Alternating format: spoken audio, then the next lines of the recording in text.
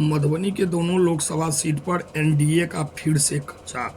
नमस्कार, मैं राजीव कुमार झा, आप देख रहे हैं न्यूज मिशन इंडिया। मधुबनी जिले के दोनों लोकसभा सीट पर एनडीए ने अपना वर्चस्व बरकरार रखने में कामयाब रहा। मधुबनी लोकसभा क्षेत्र से भाजपा प्रत्याशी अशोक कुमार यादव ने अपने निकटतम प्रत्याशी राजद के अली अशरफ फातमी को करारी शिकस्त देकर दोबारा अपना कब्जा बरकरार रखा।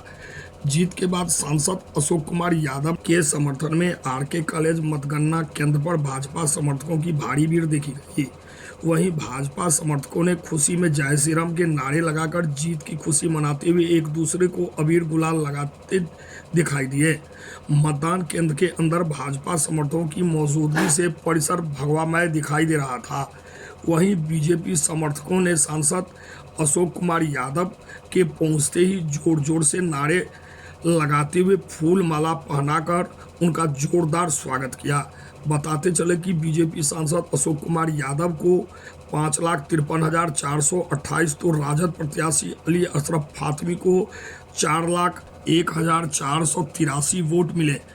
इस तरह बीजेपी प्रत्याशी अपने प्रतिद्वंदी राजद प्रत्याशी से 1,51,945 मतों के अंतर से विजय घोषित किए गए हैं। वहीं झंझारपुर लोकसभा क्षेत्र से जेडीयू उम्मीदवार रामप्रीत मंडल को 5,33,032 तो इंडिया गठबंधन के प्रत्याशी सुमन महासेठ को 3,48,863 मत प्राप्त हुआ। इस तरह एनडीए के घटक दल जेडीयू प्रत्याशी ने अपने निकटतम इंडिया गठबंधन के पार्टनर वीआईपी प्रत्याशी को 1,51,945 वोट के अंतर से पटकनी देते हुए दोबारा अपना कब्जा बरकरार रखने में कामयाबी हासिल किए। बीजेपी सांसद अशोक कुमार यादव मधुबनी लोकसभा क्षेत्र से दूसरी बार जीत पर कहा कि यह जीत जनता की है। प्रधानमंत्री नरेंद्र मोदी के द्वारा 10 वर्ष के लिए किए गए कार्यों की जीत है। यह भारतीय जनता पार्टी के कार्यकर्ताओं की जीत है। यह जीत एनडीए के कार्यकर्ताओं की जीत है।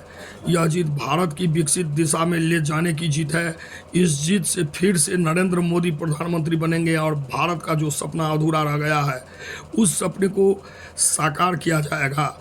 इस जीत से प्रधानमंत्री नरेंद्र मोदी के नेतृत्व में भारत विश्व के अर्थव्यवस्था में तीसरे स्थान जल्द हासिल करने में कामयाब होगी। वहीं भाजपा सांसद अशोक यादव ने अपनी जीत पर कहा कि मधुबनी की धरती पर हरा गमछा मुरेठा बांधे अतीक अहमद की जीत नहीं होगी।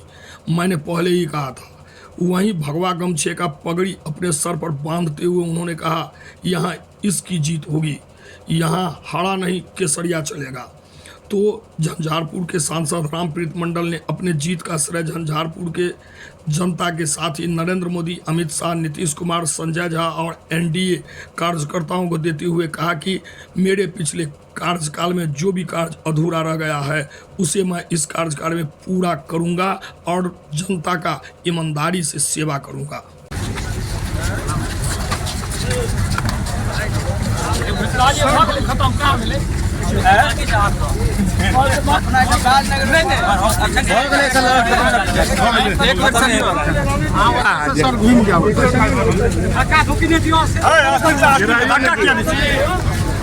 शर्मा जी को 1,835, मोहम्मद वकास सिद्दीकी जी को 1,984, वैद्यनाथ यादव जी को 2,099 और सरफराज आलम जी को 1,925, प्रिय रंजन जी को 2,875, शिव गोदम साहू जी को 5,184, नोटा को 8,891।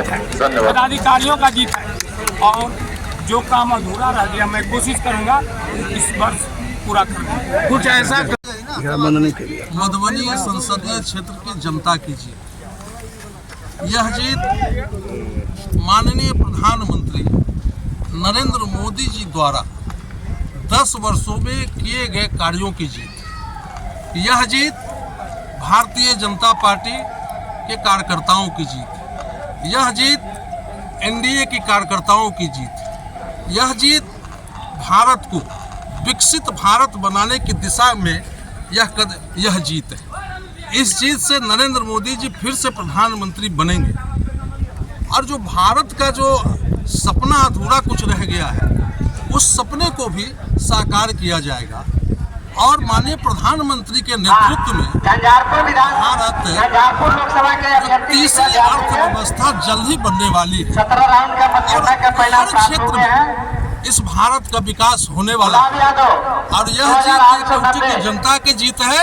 और मैंने पहले भी कहा था कि मधुबनी की धरती पर वो जो यूपी का क्या नाम था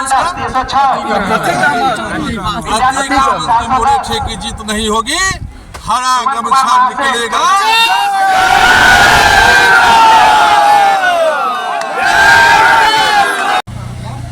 ये नरेंद्र मोदी जी के 10 वर्षों में किए गए विकास कार्यों की जीत। यह जीत भारतीय जनता पार्टी के कार्यकर्ताओं की जीत। यह जीत एनडीए के कार्यकर्ताओं की जीत। यह जीत भारत को विकसित बनाने की दिशा में एक बहुत बड़ा कदम हुआ। आज माननीय प्रधानमंत्री जी के नेतृत्व में भारत तीसरी अर्थव्यवस्था बनने के कगार पर और जल्द ही यह तीसरी अर्थव्यवस्था बनेगी। यह जीत भारत के सभ्यता और संस्कृति की जीत है। यहाँ के बहुसंख्यकों की जीत है। यह जीत यहाँ के बहुसंख्यकों का जीत है। और हम पहले भी कहते थे मधुबनी की धरती पे कि मधुबनी की धरती शांति प्रिय धरती है, यहाँ पर अतीक अहमद का मुरेठा नहीं चलेगा।